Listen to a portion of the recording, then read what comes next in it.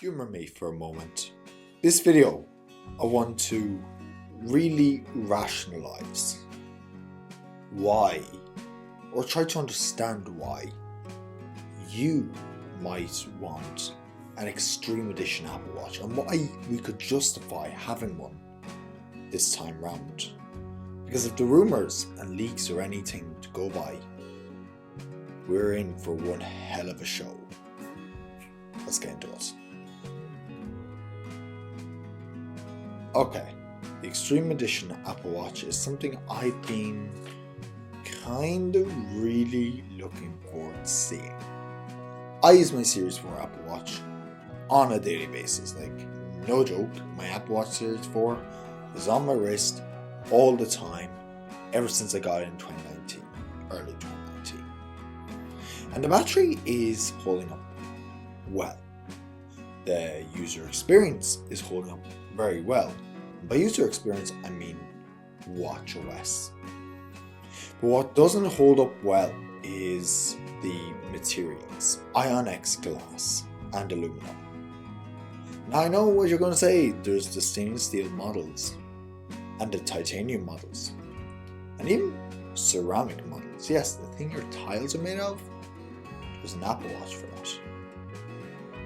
But to really understand what we're talking about here, you need to understand that this is for the person that is looking for something just a teensy bit more durable, who's pushing things a teensy bit more to the edge. This is for the person that really does not care about durability on their watch.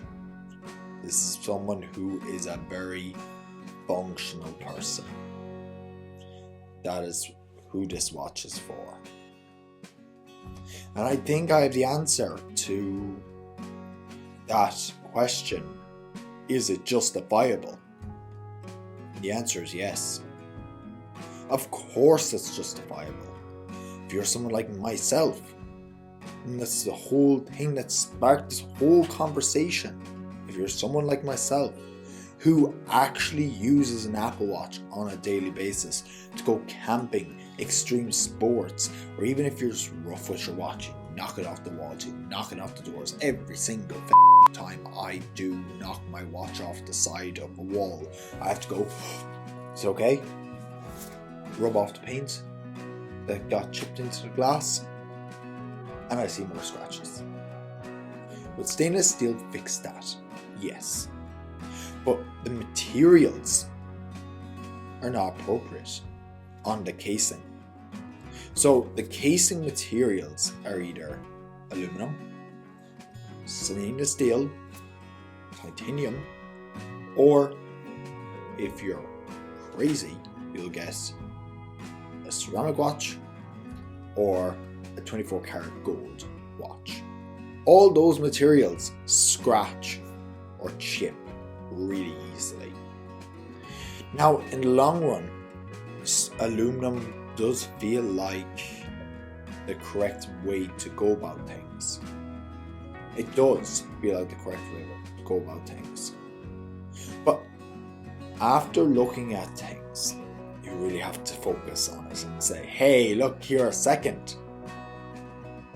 The glass on the aluminum watches isn't durable, but the materials of the casing of the watch on the stainless steel watches aren't durable against scratches. Maybe the space black watches more durable, but the silvers definitely not. It's about as durable as the silver iPhone 13 Pro. If you know what that looks like, then you probably know how durable it is. And this watch would theoretically be a G-Shock competitor. It would be an aluminum watch, possibly. Or if they really wanted to go fancy on it, they could go a resin-based plastic and a plastic watch face. So you can bang it off things and there's no chance of scratching or cracking your watch. Maybe there's a chance of scratching it, okay? there's no chance of cracking the watch. And cracking the watch is the worst thing that could happen. It costs as much as a new watch to fix a cracked watch face. The watch is never the same again. The waterproofing is never the same again. And most time, you have to replace the digitizer as well. And the insides of the watch, because the insides get destroyed when you go checking out the glass. So there is a case for it. But for a lot of people, they're not the market. And I totally understand that. I am not the market for an iPhone 13 Pro Max 1 turbine model.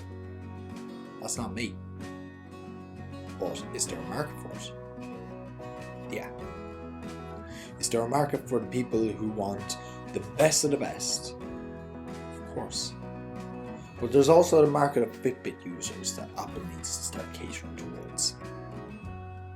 And that is exactly who that watch is for. Maybe it's more fitness based. I don't care.